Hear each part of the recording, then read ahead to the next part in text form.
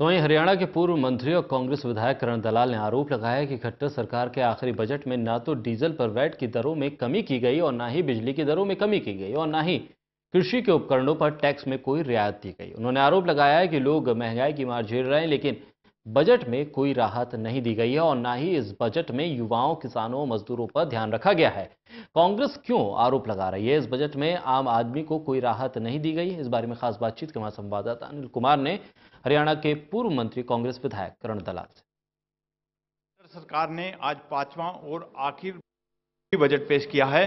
कांग्रेस इसको किस तरह से देखती है, इससे मेरे साथ हैं हरियाणा के पूर्व मंत्री एवं कांग्रेस विधायक करण सिंह दलाल। इनसे जानते हैं। जी दलाल जी। बहुत ही निराशाजनक बजट आज पांचवी दफा हरियाणा की विधानसभा में प्रस्तुत किया गया है और इस बजट के अंदर ना नौजवानों के लिए कोई भविष्य की योजनाएं बनाई गई हैं, न किसान न मजदूर के लिए।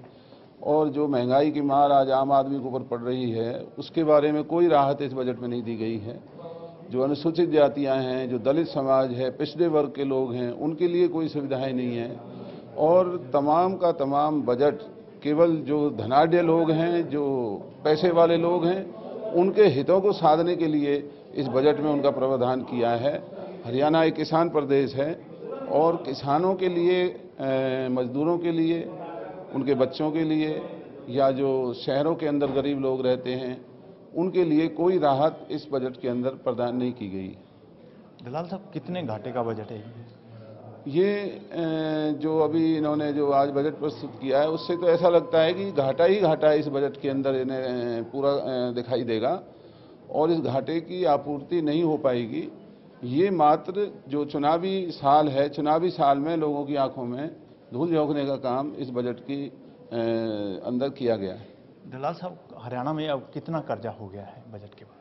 वो आज आंकड़े इन्होंने दिए हैं और वो अब हम घर जा कर के देखेंगे, लेकिन जो तथ्यों से जो लगता है उससे तो ऐसा ही नज़र आता है कि जो कर्जा है वो पिछले वर्ष से और कई गुना ज़्यादा हरियाणा के लोगों के ऊपर बढ़ा दिया गया है।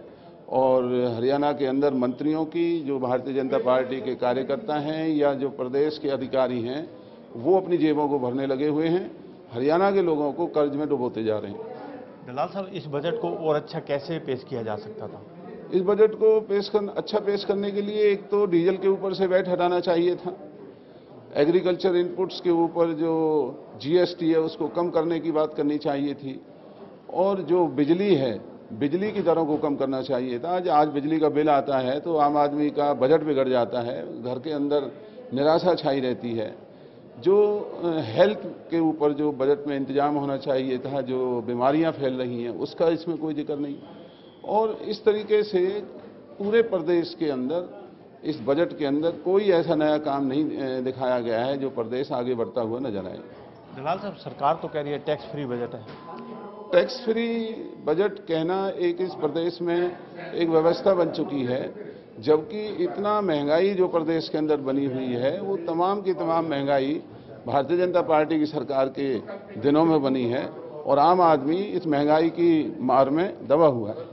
कुल मिला के इस बजट को कैसा मानते हैं? ये निराशाजनक बजट है और ये हरियाणा के तरक्की को बहुत पीछे करता हुआ दिखाई दे रहा है। ये थे मेरे साथ कांग्रेस विधायक करण सिंह दलाल। इन्होंने इस बजट को निराशाजनक बताया है। कैमरामैन संजय के साथ अनिल कुमार, टोटल न्यूज़, चंडीगढ़।